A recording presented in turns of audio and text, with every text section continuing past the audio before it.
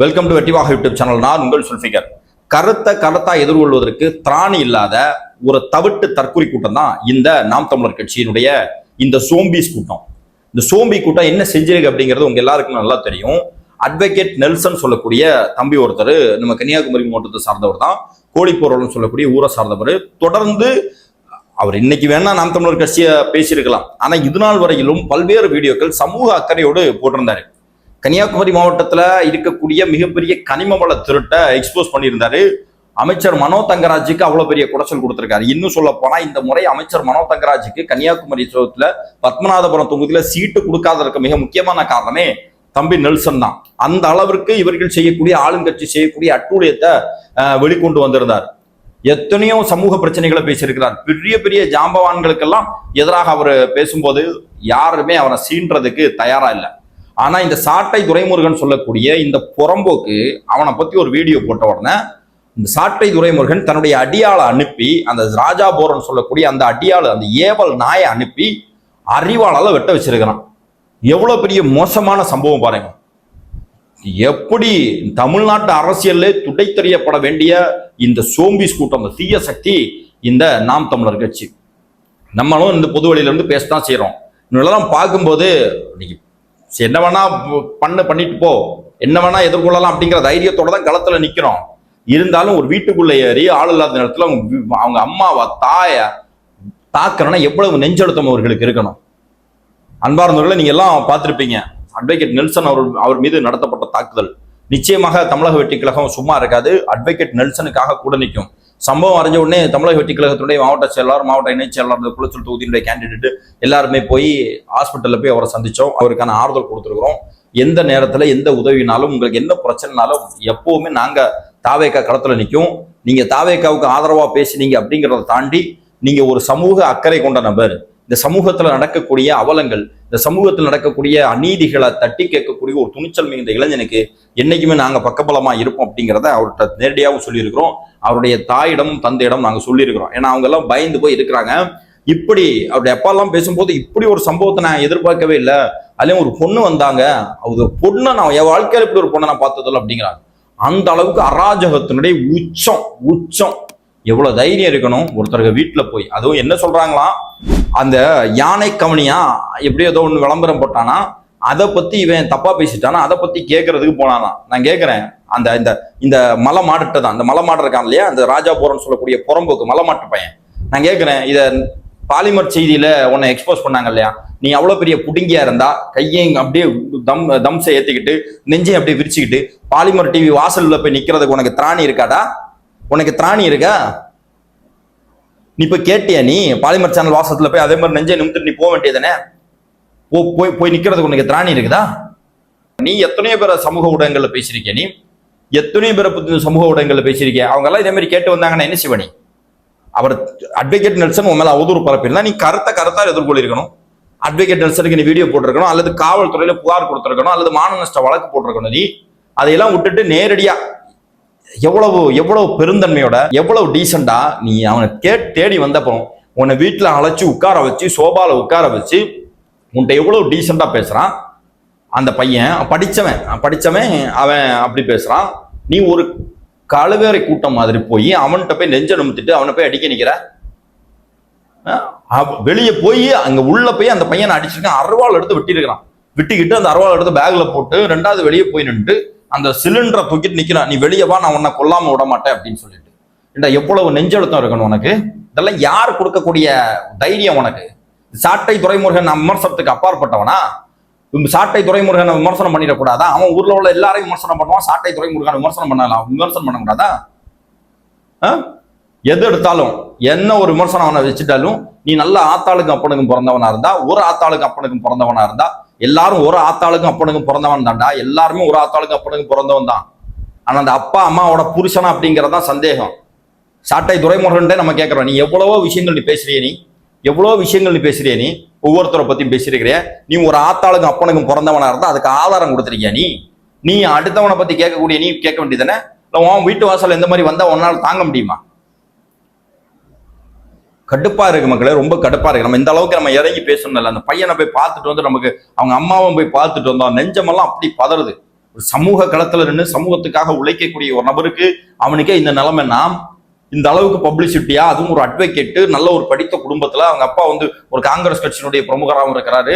அப்படிப்பட்ட ஒரு குடும்பத்துல அவங்க வீட்டுல போய் உள்ள நடு வீட்டுல ஏறி நீ பேக்ல வச்சிருக்கக்கூடிய அருவாளை எடுத்து அவனை கொல்ல முயற்சி பண்றியன்னா நீ எவ்வளவு பெரிய அயோக்கியன். இந்த அரசு, இந்த நாம் தமிழர் கட்சி அடுத்தவனை பார்த்து சொல்லுவான், இவர்கள் அழிக்கப்பட வேண்டியவர்கள், ஒழிக்கப்பட வேண்டிய புறம்போக்குகளா முதல்ல தமிழ்நாட்டு அரசியல் களத்துல இருந்து அப்புறப்படுத்த வேண்டியது நீங்க. அந்த பையன் மன வருத்தத்தை பதிவு செய்யறான். எவ்வளவு வீடியோக்கள் நான் திமுகவுக்கு எதிராக போட்டிருக்கேன். ஒரு திமுக காரன் என்ன வீட்டு வாசல் தேடி வந்தது கிடையாது. ஒரு திமுக காரன் வீட்டு வாசல்ல தேடி வந்தது கிடையாது. இவன் அவ்வளவு திமிரா உனக்கு. பாடியை கட்டுமஸ்தா வச்சிருந்தேன்னா நீ கேட்க உன் உடம்பு அவ்வளவு உருக்கு மாதிரி வச்சிருக்கேன், புடுங்கிறேன்னு சொல்றாள். அப்புறம் என்ன மைத்துக்களை நீ அருவாள் எடுத்துட்டு போன? என்ன மைத்துக்கு நீ அருவாள் எடுத்துட்டு போன? பேச்சுவார்த்தைக்கு போனவனுக்கு எதுக்கு அருவாள்? பயந்தாங்குழி பயல.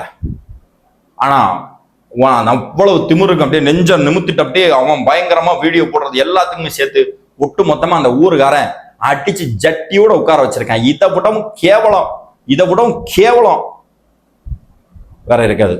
மானங்கெட்டத்தனமான பொழப்பு உனக்கு, மானங்கெட்டத்தனமான பொழப்பு. ஆனா சாட்டை துரைமுருகன் ஒண்ணு சொல்றான், நீ எல்லா இடத்துலயும் மோதுற மாதிரி கன்னியாகுமரி காரண்ட மோதாத. கன்னியாகுமரி வேற. ஏற்கனவே உன் குஞ்சு புண்ணாவறதுக்கு காரணமே கன்னியாகுமரி தான். நீ அழுதிய குஞ்சு அழுகி போச்சு அப்படின்ட்டு, அதுக்கு காரணமே கன்னியாகுமரியில வந்து நீ பேசின பேச்சு தான். இதுக்கு முன்னாடி 2016 அல்லது 14 நினைக்கிறேன், நீ இதே மாதிரி ஆட்டூர்னு சொல்லக்கூடிய இடத்துல உங்க அண்ணன் நாம் தமிழர் சீமான் வந்து இதே மாதிரி ஒரு வேலை காட்டும் போது அங்க அன்னைக்கு காங்கிரஸ் பசங்க ஸ்டேஜோட வச்சு செஞ்சு விட்டாங்க. புரியுதா? கன்னியாகுமரி வேறப்பா, நாங்க இங்கெல்லாம் படிச்சவங்க, இங்கெல்லாம் எழுத்தறிவுப்பட்டவர்கள், இங்க நிறைய சாஃப்ட்வேர் இன்ஜினியர் இருக்கிறாங்க, இங்க நிறைய டாக்டர்ஸ் இருக்கிறாங்க, இங்க நிறைய அட்வொகேட்ஸ் இருக்கிறாங்க அப்படின்னு நினைக்கிறாத. அப்படின்னு நினைச்சிட்டு இங்க நீ வந்து வேற மாதிரி உன் வேலையை காட்டணும்னு நினைக்காத. சம்பவம் செய்யறவங்க எல்லாம் நிறைய பேர் இருக்கிறான். பார்க்க அவ்வளவு டீசெண்டா இருப்பான். புரியுதா? பார்க்க அவ்வளவு டீசெண்டா இருப்பான். நீ நான் அந்த காட்டான் இந்த காட்டான்லாம் சொல்லிட்டு களத்துல இறங்கினிய எல்லா இடத்துலயும் வாலாட்டுறது மாதிரி இங்க கொண்டு வாலாட்டினானுவீங்க, அவ்வளவுதான், பிரிச்சு மேய்ஞ்சிருவானுங்க. ராஜா போரண்ட கேளு கவனிப்பு எப்படி இருந்திருக்குன்னு சொல்லியிருப்பாங்க. அது கூட ஒரு பொண்ணு, அது எவ்வளவு அயோக்கியத்தனமா நின்று பேசுது. அருவாளோட வந்திருக்கிறான். எவ்வளவு திமிரு இருக்கணும் பாருங்க மக்களே, எவ்வளவு திமிரு இருக்கணும். ஆமாடா, திமுகவிட இருந்து காசு வாங்கிட்டு தான்டா நீங்க பேசுறீங்க. சீமானும் சரி, சீமானுடைய தொம்பியும் சரி, சாட்டை துரைமுருகன் சரி, திமுக போடக்கூடிய எச்ச எலும்ப வாங்கி சாப்பிட்டுக்கிட்டு பிச்சைக்காரத்தனமா பேசிட்டு இருக்கீங்கன்னா அதுல என்னடா மாற்று கருத்து இருக்கு? தமிழ்நாட்டுல இன்னைக்கு ஆட்சியில் இருக்கிறது யார்? திமுக மீண்டும் ஆட்சிக்கு வராம தடுக்கிறதுக்கு என்ன செய்யணுமோ அதை செய்யாம திரும்ப திமுகவுக்கு ஆதரவாக இருந்துகிட்டு திமுகவுக்கு எதிராக இருக்கக்கூடிய சக்தியை நீ விமர்சனம் பண்ணிட்டு இருக்கிறனா, நீ திமுக வந்து காசு வாங்காம வேற என்ன செய்யற? திமுக இருந்து காசு வாங்காம நீ என்ன செய்யற? அவன் கரெக்டா தானே சொல்லியிருந்தான். எப்படி நீ 50 ஏக்கர் நிலத்தை வந்து 30 லட்ச ரூபா, 30 ஏக்கர் நிலத்தை எப்படி 50 லட்ச ரூபாய்க்கு வாங்க முடியும்? நான் கூட ஏப்ரல் 1ஆம் தேதி அது சம்பந்தமா வீடியோ போடுறேன், சந்தேகத்தை எழுப்பி. நான் பேசுறதான் தம்பியும் பேசியிருக்கிறான். சென்ட் 2000 ரூபாய்க்கு எங்க கொடுக்குறாங்க? எந்த ஊர்ல கொடுக்குறாங்க? இந்த காலத்துல 15 கோடி ரூபாய் மதிப்பிலான சொத்தை நீ 50 லட்ச ரூபா வாங்கியிருக்கீங்கன்னா இதுக்கு பின்னாடி நடந்திருக்கிறது ஊழலா இல்லையா? அவ்வளவு நீதி நேர்மை பேசக்கூடியவன், அவ்வளவு நியாயத்தை பேசக்கூடியவன், அவன் ஒரு கேள்வியை கேட்டிருக்கான், அந்த கேள்விக்கு சரியான பதிலை நீ கொடுத்துருக்கிறோம். அதை விட்டுக்கிட்டு நீ எப்ப பேசினாலும் ஆத்தாளுங்க. இதுக்கு முன்னாடி என்ன பத்தியும் அப்படிதான் பேசியிருந்தான்.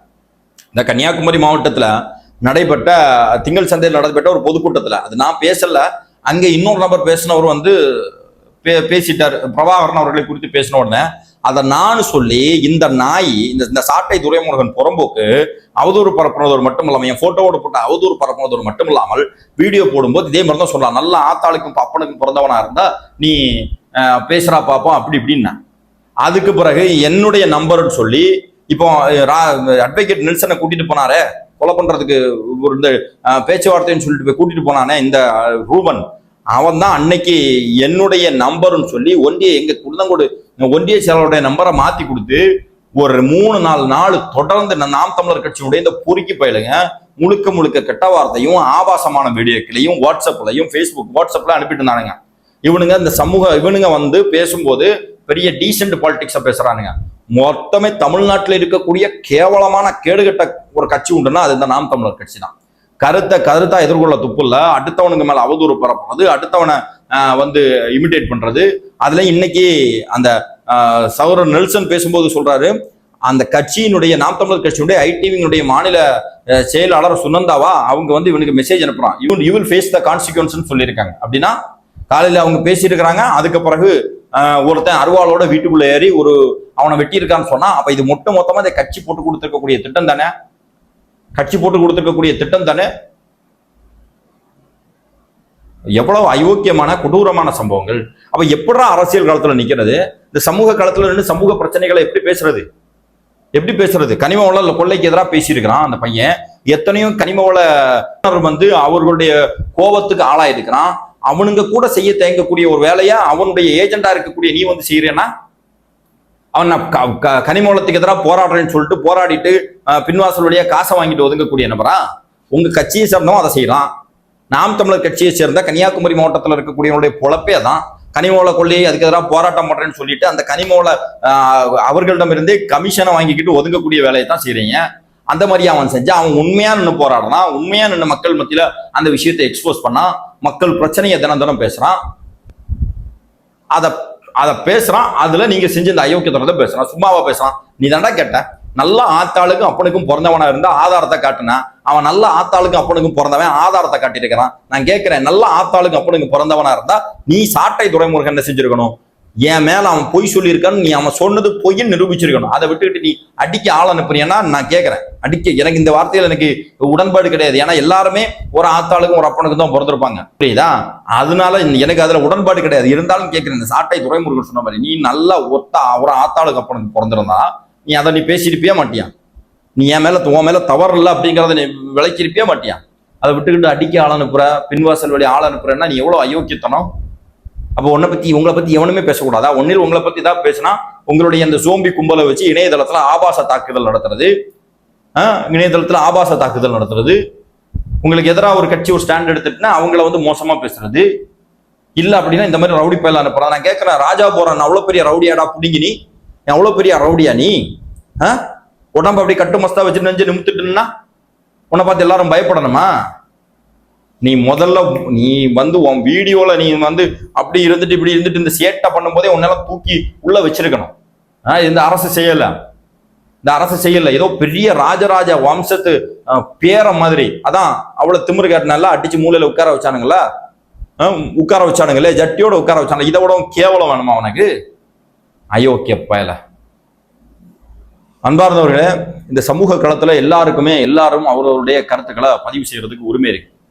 இதுக்கு முன்னாடி சவுக்கு சங்கர் அவரும் ஒரு கருத்தை பதிவு செஞ்சாரு. அவர் மேல இதே மாதிரி தவறா சொல்லிட்டு இந்த துப்புரவு பணியாளர்கள் வச்சு அவர் வீட்டுல கொண்டு போய் மலத்தமெல்லாம் அள்ளி ஊத்துனாங்க. அன்னைக்கு நாம எல்லாம் கண்டிச்சோம், அந்த நாம் தமிழர் கட்சியை சேர்ந்த இந்த அயோக்கிய பயல்களையும் கண்டிச்சானுங்க.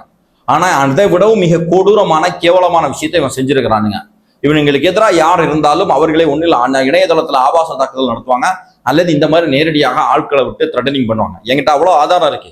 எனக்கு இன்ஸ்டாகிராமில் இவனுங்க அனுப்புனது, எனக்கு ஃபேஸ்புக்கில் இவனுங்க இதில் வந்து அனுப்புனது, அதே மாதிரி என்னுடைய நண்பர் அவருடைய நம்பர்னு சொல்லிட்டு அவருடைய நம்பருக்கு தேவையில்லாமல் அவனுங்க பேசினது, வாய்ஸ் மெசேஜ் போட்டது, இதெல்லாம் அவ்வளவு ஆதாரம் இருக்கு. இருந்தாலும் சரி, ஏதோ ஒன்று தவறாக புரிந்து கொள்ளப்பட்டது, தவறாக இவனுங்க சொல்லிட்டானுங்க, அதனுடைய அடிப்படையில் வந்து பேசுறாங்க அப்படின்னு நம்ம விட்டுட்டா இன்னைக்கு இந்த இடத்துக்கு போயிருக்கிறாங்க. இப்போ இன்னைக்கு நான் பேசுறேன், நாளைக்கு என் வீட்டுக்கு ஆள் அனுப்புவீங்களாடா? என் வீட்டுக்கு ஆள் அனுப்புவீங்களா? நீங்க உங்களை மாதிரி 1000 பேரை பார்த்துட்டு தான் களத்துல வந்துருக்கிறோம். தாவேக்கா கட்சி வேணா புதுசா இருக்கலாம், நாங்கெல்லாம் பழைய ஆட்கள் தான், புரியுதா?